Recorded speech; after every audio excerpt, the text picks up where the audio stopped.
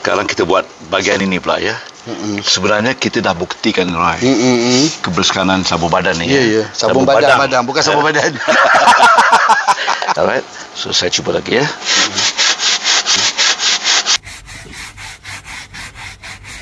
Kan magic kan tu kan, sabun badan kan.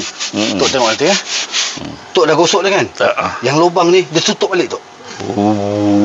Itu terlebih. Terlebih Kan saya bilas Roy ya.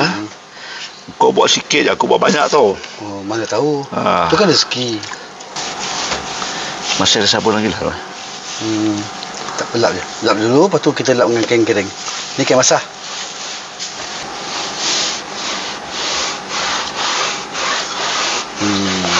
Nak tengok hasil dia, kita kena tunggu kering. Sebab ni basah kan. Jadi apa yang boleh kita katakan? Dah terbukti. Tanpa ragu-ragu ya.